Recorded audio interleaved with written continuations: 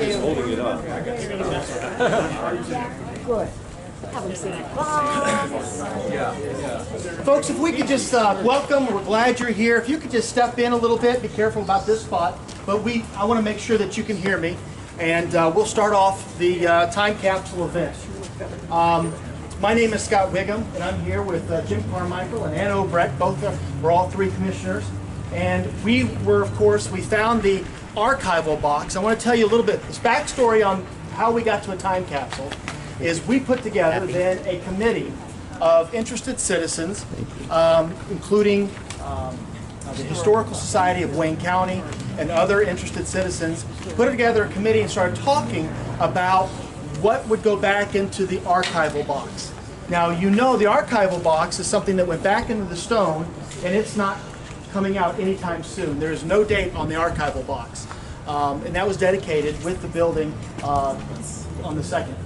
But what we thought about, as the Historical Society came together, we thought about the youth of Wayne County. And we wanted, the Historical Society and others wanted there to be an opening, and they wanted citizens to be involved 50 years from now.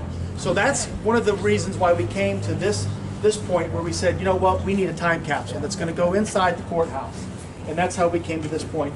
I would like to also introduce to you Hannah Miller, Pierre Paul, and Zachary Keating. And these three were picked by their school superintendents and principals to be here this evening with us to let us know a little bit about what they think it's going to be like in 50 years from now, and kind of the hopes and dreams that they may have. And so we'll find out a little bit about that. I'd also like to recognize Bob Everett. And I'm going to hand it off to Bob for right now. Bob's going to tell you a little bit about his thoughts and introduce the Time Capsule Committee. Thanks, Scott. Yeah. Thank you, Bob. So to thank the members of the Time Capsule Committee, in addition to Scott who led us, there's Elaine Peterson and Dave Braille, both past presidents of the Wayne County Historical Society, Paul Loker of the Daily Record, Sandra Hull of Main Street, Worcester, and Bill Seymour and Dan Riggle of the Masons Ebenezer Lodge. They were initially involved also because we weren't sure how the time capsule versus the archive box was going to be handled. And I'd like to say, well, my wife and I are quite new to Wayne County. It's kind of funny talking about history and being with the Historical Society, as we've only lived here 3 years. But while researching my family's ancestry, I find that I have deep roots here in Wayne County. I have 2 great-great-grandparents buried in Congress Township, and I didn't know that until we moved here. So I do have a long-term connection to the county. And there's a lot of interesting items in here. But I have to admit that my favorite, and I was telling some people earlier, is from OARDC and Seacrest Arboretum. And there's a petri dish in there with a smaller one, and it has dead, I'm assured they're dead, emerald ash borers. They weren't moving. Yeah, and a piece of bark that shows the damage that they do. And there's a short note with it that talks about the huge impact that they've had on, killing trees in our cities and in our forests. And then it says they're actively working on trying to come up with a variety that's resistant to the emerald ash borer. And it concludes by saying, so let us know if we're successful, right? Because when it opens in 50 years, you look around at the trees and you'll know. So I'll turn it back to Scott. Thank you. I do want to thank the committee for all of the meetings that we had, all the emails that went back and forth, and the items that the committee got together. It was quite a task to reach out to every entity, every political entity, and every group in Wayne County, asking them to come and be a part of this. What we're going to do before we leave, we all have to get together and take a picture. It may have to be a selfie because I don't know who's going to take it. We all need to be in it. And one of the things, I do want to thank Verizon up on Burbank Road as they gave us a picture. We have a lot of comments from Wayne County citizens on here that they videotaped. And so this will be taken before we close the box. We'll be taking out the battery and then putting this away also. And so I'm glad that you all are here to be in the box. Okay, we'll all be in the box together. And what I would like to do at this time is start off with Hannah Miller. Of course, she's a 2016 Norwayne High School graduate, and she's a 2015 Wayne County Fair Queen. So when you go to the fair and you see the lady with the crown, you'll know it's Hannah. So we're so glad that she's with us today. And Hannah's going to share her thoughts with us that will go into this box and be ready for the next 50 years. Okay, well thank you Mr. Wiggum, and welcome everyone, and happy 4th of July. Before anyone ever cared where I would play basketball, I was a kid from Northeast Ohio. It's where I walked, it's where I ran, it's where I cried, it's where I bled. It holds a special place in my heart. People there have seen me grow up, and I sometimes feel like I'm their son. These are the words of LeBron James, 2016 NBA champion. As Cleveland Cavalier and 2016 NBA champion LeBron James returned home after his team's thrilling victory in Game 7 over the Golden State Warriors, he told hundreds of spectators outside his home, "At the end of the day, I'm just a kid from Akron, Ohio." Yet this kid from the streets of Akron, Ohio, had achieved greatness, bringing his city its first championship in 52 years. A championship that electrified and united all of Northeast Ohio. This year, several thousand students graduated from high schools around Wayne County. I am one of them. We are all unique, with many different interests, passions, and goals for the future. At the end of the day, one thing unites us. We are all just a bunch of kids from Wayne County, Ohio. However, I hope and believe we, like LeBron, will work to electrify and unite our community and our world in the future. As LeBron grew up in Northeast Ohio, no one quite knew the greatness that he was destined to. So, like LeBron, what greatness will myself and other kids from Wayne County have achieved when this box is opened in 50 years? Will one of us have cured cancer, cystic fibrosis, or other horrible diseases, or helped provide better treatments for these diseases? I hope so. These are wonderful opportunities for our generation to improve the future. Maybe one of us will have developed some sort of new and exciting groundbreaking technology. With the technological advancements made in our lifetime, what could be next? Flying cars, robotic fast food, and my personal favorite, the calorie-free Lurch's donut. Will some of us have vacation on Mars or travel to the moon? With the ever-increasing need to produce food for our community and our world, I can only dream about the role Wayne County will play in agriculture. With more cows than residents, I hope this trend continues, along with the ability to produce fresh milk and its byproducts, as well as other agricultural goods. I can only imagine the role my generation may play in Wayne County's agriculture. What new fads will selfies, hashtags, Snapchat, and Instagram have been replaced by? While there are so many exciting hopes, dreams, and achievements in our future, I hope there are some things from growing up in Wayne County that we will take with us and that will still play an important role in our lives 50 years from now. The sense of community. I once heard that Wayne County has more good people per square mile than anywhere on earth. I hope our community continues to rally around and support one another in the next 50 years. My graduating class has held benefits and supported fellow students and teachers facing adversity. I hope we always keep the sense of community and love for one another, and feel each other's pains and greatest triumphs. Our world seems to be becoming more and more evil. Almost daily there are reports of mass killings and terror around the globe. It is my hope that we can hold on to our faith in God, strong morals, and basic rights that our founding fathers based this country on. With these values in our hearts, our community will continue to be blessed. Like Northeast Ohio was all in for the Cleveland Cavaliers 2016 season, I hope in 50 years we will find that my generation has gone all in to pursue their hopes and dreams and left a positive impact on their corner of the world. Hear, hear. Thank you, Hannah. And Hannah signed a copy and put it in the box, and it's there to be read in 50 years from now. And Hannah's mom said, "You need to sign that larger," and sign it a little bit better so you can read it. And I said, "Well, in 50 years you're going to have to sign it larger too so you can read it." But anyway, thank you, Hannah, for that that speech. We have Pierre Paul. Pierre, if you'd come over here with me.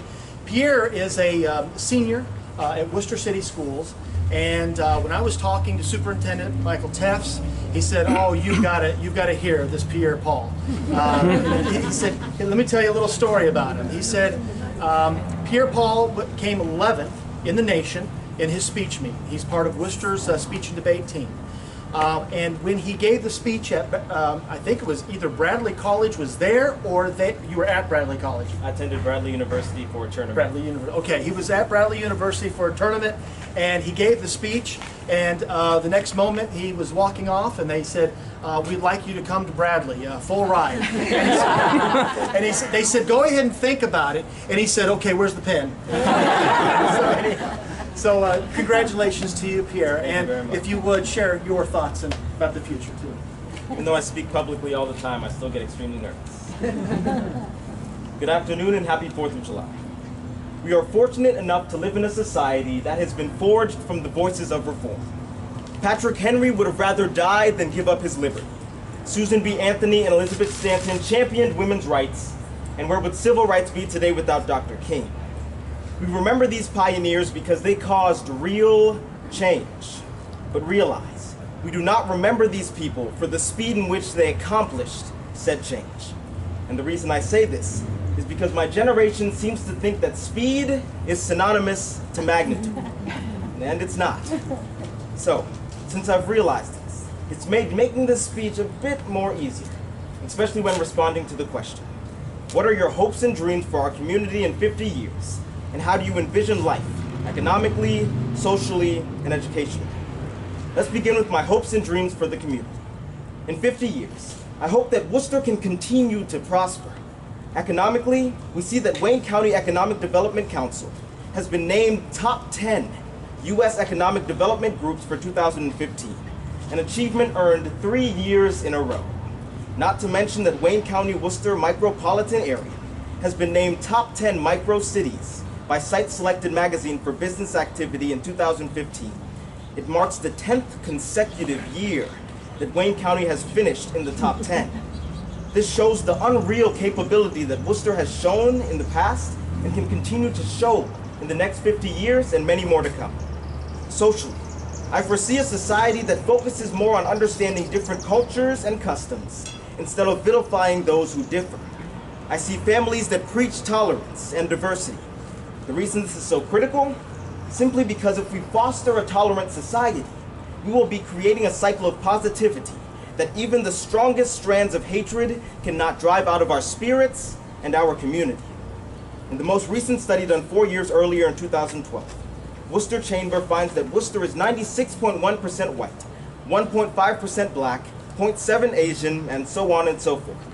In 50 years, I hope to see other racial and economic groups represented on a much higher level. The spread of culture and diversity is the best way to increase knowledge and awareness about the ones around us. Educationally, USA News finds that Worcester High School has earned a silver medal nationally for its phenomenal academic achievement, and the College of Worcester is ranked top 20 universities for its undergraduate teaching. And the list goes on and on. But in 50 years, I know that Worcester has the capability to be a gold medal high school and top 10 private universities, period. All it takes is a group of people who love their community and want the world to change. So, let's do it, Wayne County. While I could continue to rattle off facts about how wonderful this area is, I think a better way to do this is to ask everyone to look around them. The people who are near you, you may have never met before, but you all share one thing in common. Something got you in this place, in this moment, in this time. My words may not be the message you wanted to hear, and you aren't alone in this audience. Find the people who connect with you and build off of them, and foster the change that you want to see in our society. If there's a part of my speech that does connect to you, see it and let it motivate you to do something new and positive. And if you fail, great! Go back to the drawing board and begin to sketch again. And again, and again. Each time altering the last sketch to make it greater, but easily comprehensible in its complexity. I'd like to close with an original slam poem. And even if you aren't a fan of poetry, I ask you to listen closely. My words are bees. They inject those that catch my attention with the poisonous riddles I call poetry. I attempt to pollinate the minds of those I buzz past with the residue of me, so their thoughts may blossom with the message I hope to pass on. At night, I become an owl. I can turn my head 270 degrees, not to watch my back, but to watch yours, because no one wants to be alone. My actions are lions. I roar not to scare, but in this world it seems to be the only way to be heard. Because my main goal is to viciously sink my teeth into the microphone and roar until we realize that I am not lying when I say there is something wrong with our society. We don't prioritize family, but instead property. And we feast on our own kind and mourn when we are faced with their tragedy. I'm watching our society die, and it seems that I am the only one calling it a tragedy. And our society is built up of bats. We turn a blind eye to our surrounding areas, but screech until we are heard by our own kind. And we claim to be one of a kind, but can't seem to help all kinds of people. And we turn into sloths. With no sense of urgency, we watch innocent people hurt, because no real change seems to occur on this earth. I am calling to someone. Listen, please, and heed my warning. This world is not one to walk alone. So, today, Wayne County, let's walk together. Because in 50 years, I want to look back on this day in history and remember that this is the moment that real change occurred. Thank you.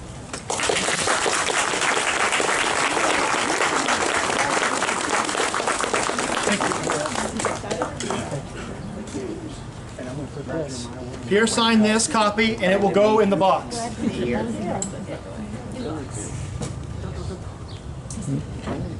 I talked to Principal Tyler Keener, and when the committee was looking for youth that would speak on this evening, and Principal Tyler Keener said, "I know who has to speak that evening."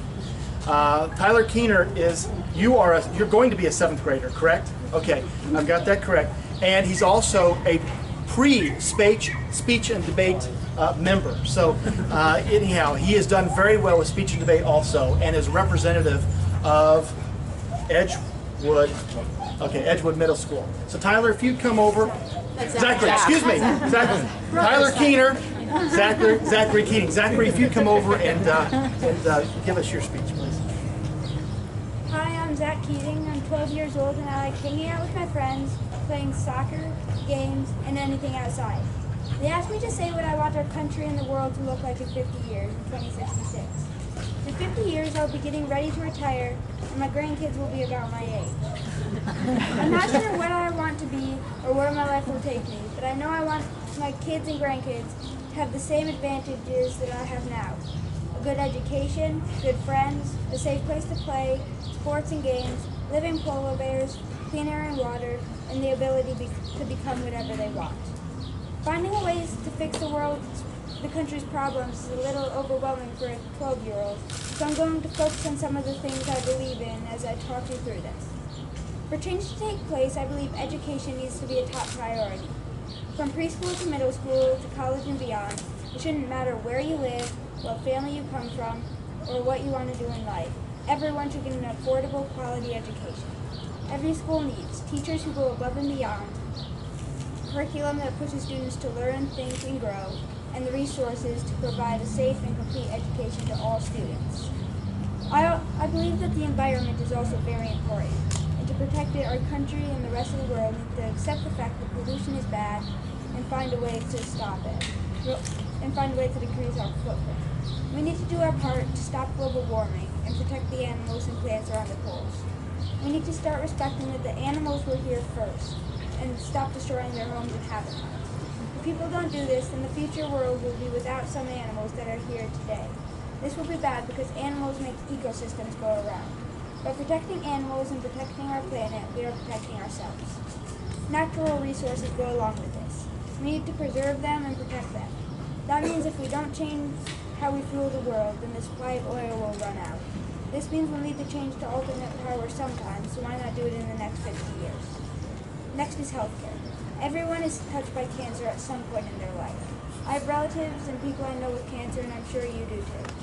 As a family, we try and help raise awareness and funds to running 5Ks, but that's not enough. There are lots of other people who do this too, but to completely defeat cancer, to find a way to prevent and cure it, there needs to be a global awareness. I hope that in 50 years there are not only cures for all kinds of cancer, but that it can be prevented before it even starts. Cancer isn't the only disease that needs to be cured. We need to focus on finding cures for arthritis, asthma, diabetes, HIV, AIDS, migraines, and that's only a few. Gun violence is also a health hazard and needs to be changed because everyone's life matters. The government and society need to come up with a way that stops gun violence while keeping the rights of the people. For this to happen, politicians need to start getting things done and stop arguing over everything. We as people need to stop being judgmental of the government. We have the right and responsibility to be informed and vote accordingly. This is where we get our say. Then we need to realize that it's a hard job and it never gets any thanks. We need to vote wisely as we choose who runs this country. For any of this to happen, I think the most important thing is that people need to start respecting one another. Stop being racist, sexist, and discriminatory. We need to accept people as they are. As a Unitarian Universalist, one of the principles I try and live by is believe in the inherent worth and dignity of every person. In other words, respect all people. All lives matter. This is important because just because something is different, that doesn't mean it's bad. People need to accept others for who they are. If people decide to do this, it will make the world a much friendlier, open-minded, and safer place. A place where my grandkids' generation will feel safe playing with their friends, playing soccer, playing games, and being outside. Those are some of the changes that I want our country and the world to undergo in the next 50 years. I can only control myself, and I may not know right now exactly what I want to do in life, but I do know that I want to do my part to make a difference. I hope that 2066 is a better, kinder, safer place where everyone can be whoever they want and whatever they want.